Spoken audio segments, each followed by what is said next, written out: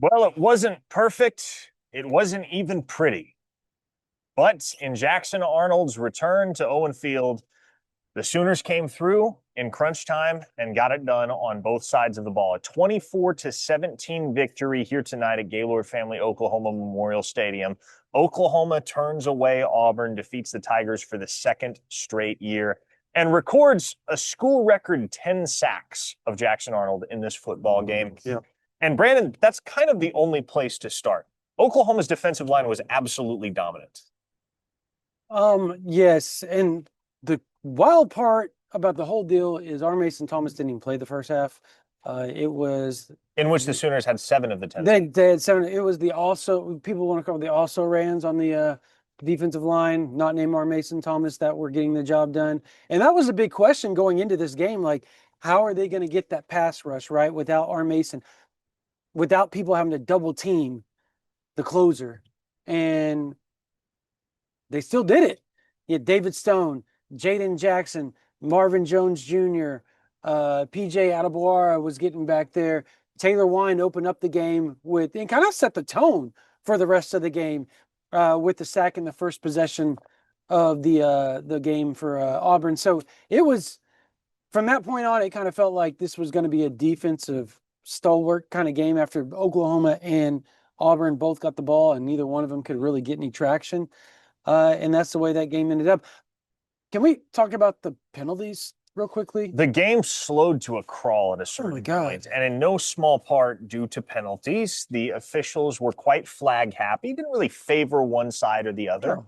There were some calls that you felt, or I should say, some calls that you felt could have been made, and there were some calls that were made that you figure might not have qualified as infractions. But regardless, a lot of flags thrown in this football game.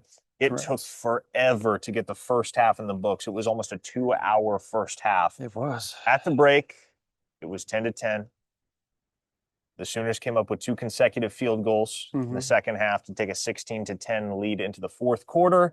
And then Jackson Arnold and Auburn pieced together a touchdown drive to go up 17-16, at which point Oklahoma had to respond. Yep. And John Mateer had to respond. Ben Arbuckle had to respond. They certainly did. Remarkably, Brandon, this game is only the third in the Brent Venables era in which the Sooners have rallied from a fourth quarter deficit to win a football game. Texas in 2023 and Auburn last year are the only previous instances of a Brent Venables team rallying from a fourth quarter deficit. It wasn't much of a fourth quarter deficit. It was 1 point tonight, but trailing 17-16 with less than 7 minutes left in the football game, John Mateer and this Oklahoma offense had to go to work. They did. A very quick, very clinical drive down the field, capped off by a touchdown run from Mateer himself from 9 yards out. And that was enough. On a night where Oklahoma didn't really have their best stuff, either offensively or defensively. There were mistakes on both sides of the ball. Mateer fumbled in exchange with Torrey Blaylock that the Tigers were able to jump on. Peyton Bowen dropped a pick. Kendall Daniels dropped a pick as well. Through 4 games, Oklahoma still hasn't forced a turnover. Crazy. Brandon. 4 games in which they have lost the turnover battle, but they sit here 4-0. And to go back to the fourth quarter of this football game, not only did Oklahoma's offense come up with a go-ahead drive, but then when it was time to put the nail in the coffin, the closer, who but our Mason Thomas? That dude is unbelievable. Like, can we start with the first sack that he had? Holy crap. It was one of those sacks, Brandon, where everybody in the building, everybody watching on TV, everybody but Jackson Arnold realizes he's about to get decimated. Yes. That was one of those, you see it happening and and you can rewatch it in your mind and it's just in slow motion. And it was awesome. You know, as much as we like Jackson, and by the way, he played awesome. For the most part, he played a really tough football game. Yes, he did. No question. He probably one of the best games we've ever seen him play in college. But that play alone was and was kind of the arrival of our Mason Thomas, right? The arrival of there he goes. He's back. That type of deal. So, and then to finish it off, you got to give it up to that defensive line, David Stone, Jaden Jackson, Marvin Jones Jr., Grayson Halton, Taylor Wine, Dominique Williams made several TFLs. I mean, that was a big game for them. How many TFLs did they end up with? Do we remember? 14 Yeah, it was tackles crazy. 14 tackles for loss. And, look, Oklahoma, as I said, didn't have their best stuff tonight on either side of the football. But in many ways, Brandon, I see this as a blueprint for winning in the SEC. Yep. You have to be able to make the plays in crunch time, even when you haven't played 60 minutes of flawless football. And odds are you're not going to see 60 minutes of flawless football from Oklahoma at any point this season. They're going to go up against a very rugged schedule the rest of the way. And this was a talented Auburn team that came to town tonight and gave Oklahoma all they could handle. Yeah. But when it came down to it, when you had one possession on offense to win the game and one possession on defense to win the game, both units handled their business. Brent Venables talked about it in the post game, and he said, I love the makeup of all three facets of this team: offense, defense, special teams. And he said that because when one is struggling, there's always another unit that's going to pick this team up. And he said, you've seen that time and time again with this 2025 version of the Oklahoma Sooners football team. And that's how they won this ball game. Special teams was not insignificant in this No, win. Grayson, not by a long shot. Grayson Miller can punt the football. He averaged 54.4 yards per punt tonight on 5 punts with a long of 66. And Tate Sandell, to his credit, was 3 for 3 on field goal attempts. Yep. So on a night where points were at a premium, or on an afternoon, I should say, where points were at a premium, he got 3 kicks. He made 3 kicks. It was the best special teams that we've seen, particularly this year, 2025. And when's the last time you've seen punt and field goal in one game be that, you don't want to say perfect, be that good for OU? It's been a long time. I can't remember, because last year that was a thorn in their side. Last 2 seasons, that was a thorn in Oklahoma's side. They lost games 22, 23, and 24 because of field goal kicking. Yep. Now, things to correct moving forward. Things that have to get better.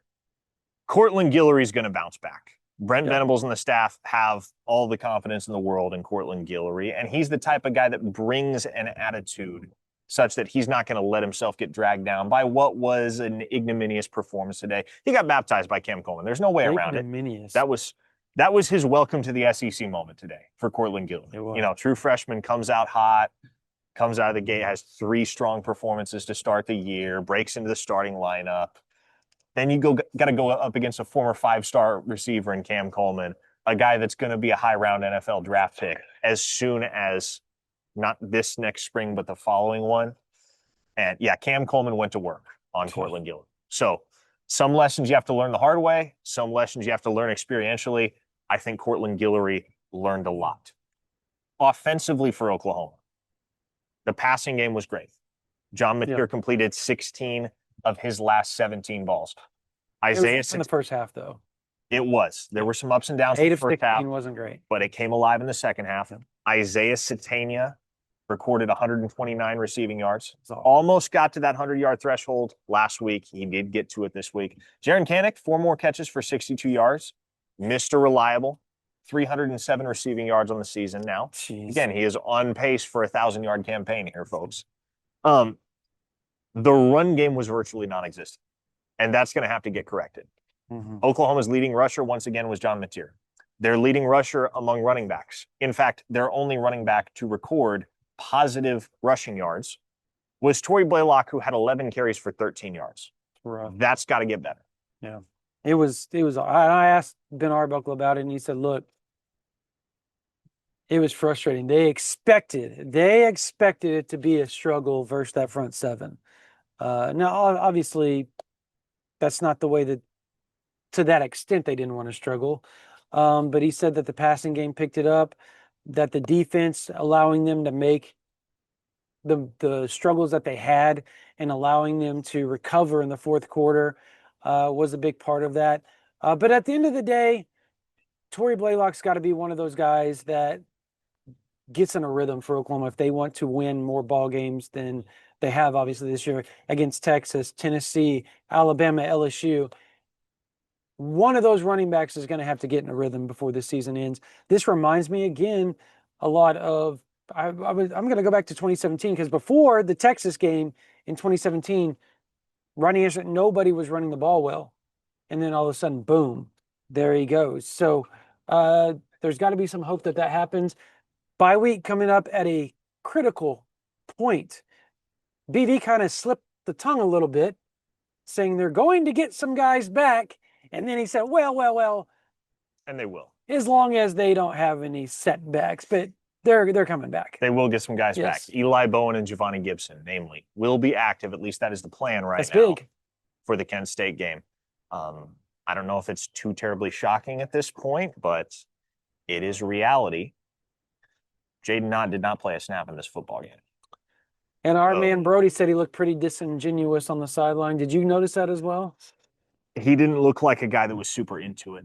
Yeah. That's for sure. That's unfortunate. And so I'm not really sure what the future holds for Jaden Knott at Oklahoma, but long and short of it is he's got 9 carries for 17 yards through 4 games and just generally does not look like he's going to be a factor in this backfield moving forward unless something changes drastically and immediately. Yeah. Because the Kent State game, that's your last game in which you can afford to fool around. Yeah. At that point, you're playing the guys you trust for the rest of the season. Mm-hmm. And evidently, Jaden Knott doesn't have the trust of this Oklahoma staff right now. It doesn't look like it. You kind of hope that Kent State in the bye week, something changes. Maybe they light a fire under him. We'll see.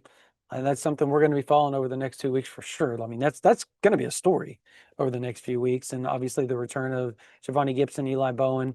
But this was a big win for Oklahoma starting out 1-0 in conference again, 2 years in a row against Auburn. That's again, right. With a fourth quarter comeback again.